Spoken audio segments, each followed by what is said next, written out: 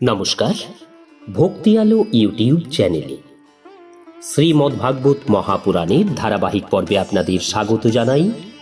আজকের পর্ব ধূম মার্গ এবং অর্চিরাদি মার্গ দ্বারা গমনকারী জীবের গতি এবং ভক্তিযোগের উৎকর্ষ বর্ণনা। চ্যানেলে যারা নতুন তাদের অনুরোধ জানাবো চ্যানেলটি সাবস্ক্রাইব করে শ্রীমদ্ভাগবত মহাপুরাণের ধারাবাহিক পর্বগুলি শ্রবণ করুন। আসুন আজকের পর্ব শুরু করি। ধূম মার্গ এবং অর্চিরাদি মার্গ দ্বারা গমনকারী জীবের গতি এবং ভক্তিযোগের উৎকর্ষ বর্ণনা। ভগবান কপিল দেব বললেন, হে মাতা, যে ব্যক্তি গৃহস্থাশ্রমে অবস্থান করে সকামভাবে গার্হস্থ্য ধর্ম পালন করে এবং তার ফলস্বরূপ অর্থ, কাম প্রভৃতি উপভোগ করে, পুনরায় যেসবের আশায় বারংবার সেই সব ধর্মকর্মের অনুষ্ঠানও করতে থাকে, সেই ব্যক্তি বিভিন্ন কামনাতে মুগ্ধ থাকায় শ্রী ভগবানের আরাধনারূপ কর্ম থেকে বিমুখ হয়ে যায় এবং শ্রদ্ধা সহকারে যজ্ঞ কর্ম দ্বারা দেবতা এবং পিতৃগণেরই আরাধনা করতে থাকে। তার বুদ্ধি তাতেই শ্রদ্ধাযুক্ত থাকে এবং দেবতা ও পিতৃগণই তার উপাস্য হয়ে থাকেন। সুতরাং সে চন্দ্রলোকে গমন করে এবং সেখানে সোমরস পান করে সুখ উপভোগ করে, আর পুণ্যক্ষীণ হলে পুনরায় এই সংসারে ফিরে আসে। প্রলয়কালে যখন শেষনাগে অবস্থিত শ্রীহরি অনন্ত শয্যায় শয়ন করেন, তখন গৃহীদের ভোগ্য এবং চন্দ্রাদি লোকসমূহ লয়প্রাপ্ত হয়। যেসব ধীর ব্যক্তি কাম এবং ভোগ বিলাস প্রাপ্তির উদ্দেশ্যে ধর্মানুষ্ঠান না করে, কেবল শ্রী ভগবানের প্রসন্নতা লাভের উদ্দেশ্যেই সকল ধর্মকর্মের আচরণ করেন, সেই সব নিরাসক্ত, প্রশান্ত, শুদ্ধচিত্ত, নিবৃত্তি ধর্মপরায়ণ, মমতা শূন্য, নিরহংকার পুরুষ সধর্ম পালন রূপ সত্যগুণের দ্বারা সর্বতোভাবে শুদ্ধচিত্ত হয়ে যান।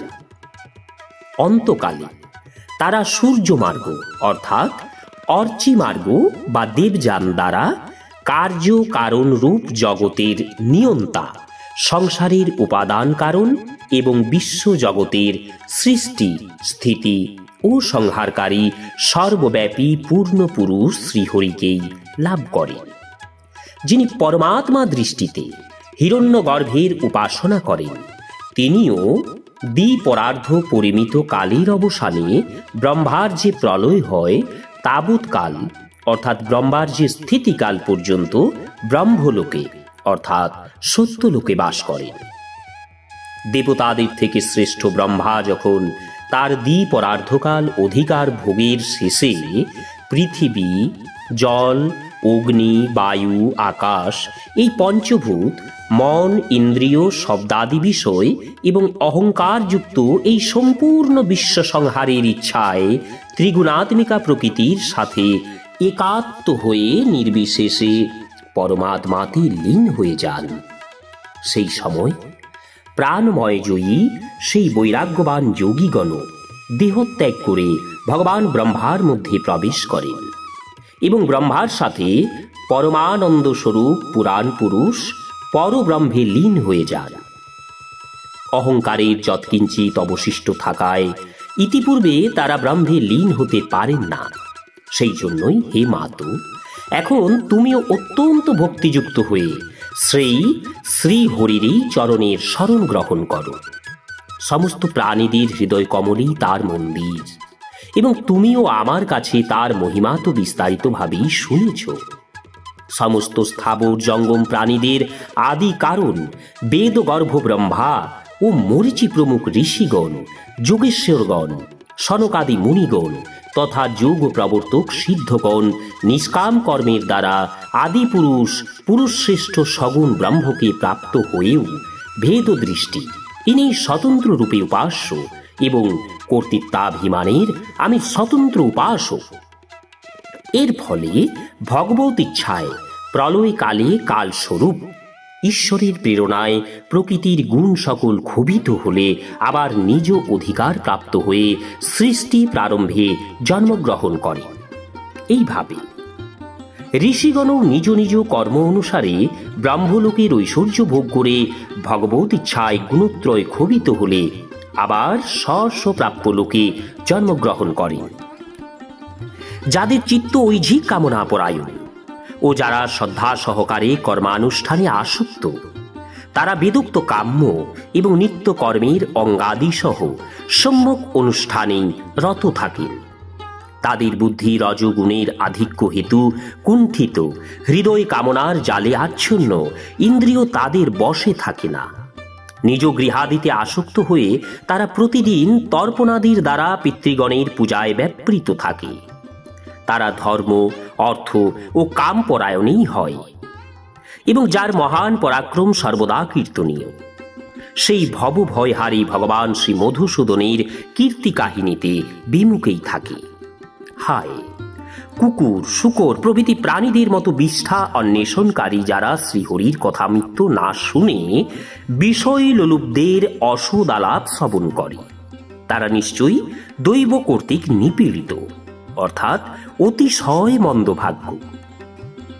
গর্ভাধান সংস্কার থেকে আরম্ভ করে অন্ত্যেষ্টি ক্রিয়া পর্যন্ত যাবতীয় ক্রিয়া শাস্ত্রমতে অনুষ্ঠানকারী এই সকল সকাম কর্মী সূর্যের দক্ষিণ পথ অর্থাৎ ধূম্র মার্গে বা পিতৃযানে পিতৃশ্বর অর্যমার লোকে গমন করে এবং তারপরে ভোগান্তে নিজ নিজ সন্তান সন্ততিদের বংশে জন্মগ্রহণ করে। হে জননী, পিতৃলোকের ভোগের দ্বারা পুণ্যক্ষয় হওয়ার পরে দেবতাগণ যাদের ভোগশ্চর্য থেকে বিচ্যুত করেন, তাদের তৎক্ষণাৎ বিবশ হয়ে সেই পিতৃলোক থেকে মর্তলোকে পতিত হতে হয়। অতএব হে মাতা, তুমি সর্বান্তকরণে ভগবত গুণ শ্রবণে শত উৎপন্ন ভক্তি দ্বারা কায় মনোবাক্যে সেই পরমেশ্বরের সর্বদা বন্দনীয় চরণ কমল ভজনে প্রবৃত্ত হও। ভগবান বাসুদেবের প্রতি ভক্তিযোগ অবলম্বন করতে পারলে অচিরেই সংসার বৈরাগ্য এবং ব্রহ্ম সাক্ষাৎকার রূপে জ্ঞান প্রকাশিত হয়। প্রকৃতপক্ষে সমস্ত বিষয়ই ভগবৎ স্বরূপ হওয়ার ব্রহ্মময়। অতএব যখন ইন্দ্রিয় বৃত্তির দ্বারা ভগবত ভক্তের চিত্ত প্রিয় প্রিয় রূপে বিষমতাকে অনুভব করে না, সর্বত্র ভগবানকেই দর্শন করে, সেই সময় সে নিঃসঙ্গ, সর্বত্র সমভাবে অবস্থিত, ত্যাগ ও গ্রহণের সমদর্শন, দোষ ও গুণরহিত স্বমহিমায় অধিষ্ঠিত স্বীয় আত্মাকে ব্রহ্মরূপে সাক্ষাৎকার করে। তিনি জ্ঞানস্বরূপ, তিনি পরমব্রহ্ম, তিনি পরমাত্মা, তিনি ঈশ্বর, তিনি পুরুষ, তিনি এক ভগবান স্বয়ং জীব। শরীর, বিষয়, ইন্দ্রিয়াদি বহুরূপে প্রতীয়মান হন। সম্পূর্ণরূপে আসক্তিহীন হওয়াই যোগীদের সর্বপ্রকার যোগ সাধনার একমাত্র অভীষ্ট ফল। ব্রহ্ম এক, জ্ঞানস্বরূপ ও নির্গুণ, তবুও বহির্মুখ ইন্দ্রিয়ের দ্বারা ভ্রান্তিবশত শব্দাদি গুণযুক্ত পাঞ্চভৌতিক বিষয়রূপে প্রতীত হয়ে থাকেন। যেমন একই পরমব্রহ্ম মহতত্ত্ব বৈকারিক, রাজস ও তামস, তিন রকম অহংকার, পঞ্চ মহাভূত এবং একাদশ ইন্দ্রিয় রূপে পরিণত, আবার স্বয়ং প্রকাশ তিনি এদের সংযোগে জীব রূপে অভিহিত।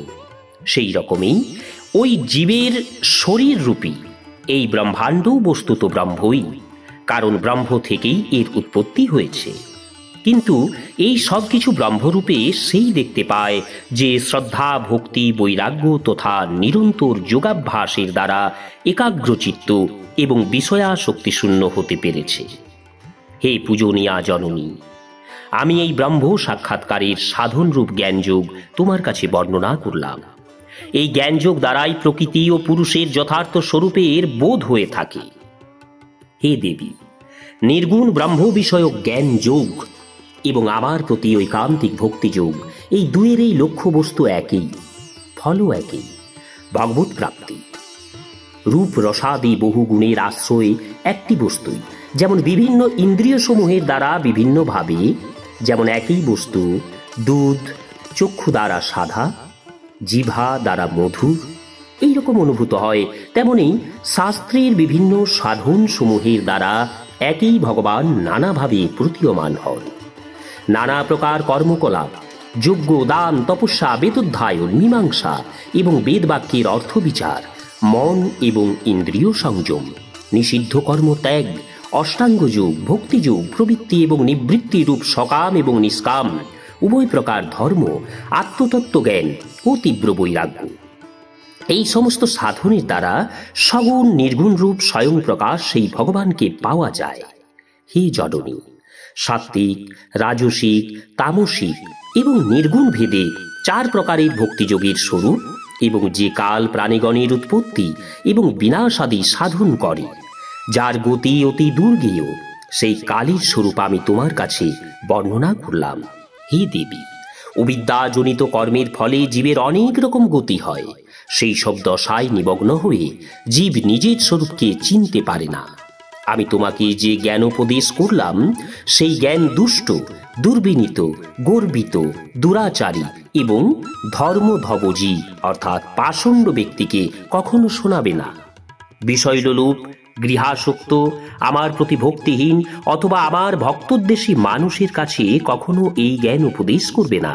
অত্যন্ত শ্রদ্ধাশীল, ভক্ত, বিনয়ী, অসূয়াশূন্য, সর্বভূতে মিত্রভাবাপন্ন, গুরু সেবায় তৎপর, বাহ্য বিষয়ে অনাসক্ত, শান্তচিত্ত ও দেশশূন্য ও পবিত্র চিত্ত এবং যে আমাকে প্রিয় থেকেও প্রিয়তম মনে করে, সেই রকম ব্যক্তিকেই এই জ্ঞান অবশ্য উপদেশ করবে।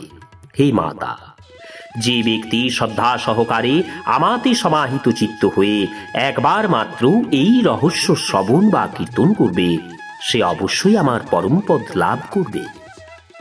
ওম শ্রীহরি, ওম শ্রীহরি, ওম শ্রীহরি। নমস্কার, আজকের পর্ব এখানেই শেষ করছি। আগামী পর্ব দেবহূতির তত্ত্বজ্ঞান ও মোক্ষ লাভ। চ্যানেলে যারা নতুন তাদের অনুরোধ জানাবো চ্যানেলটি সাবস্ক্রাইব করে শ্রীমদ্ ভাগবত মহাপুরাণের ধারাবাহিক পর্বগুলি শ্রবণ করুন। সব হরি কৃপায় সুস্থ থাকুন, ভালো থাকুন। হরে কৃষ্ণ।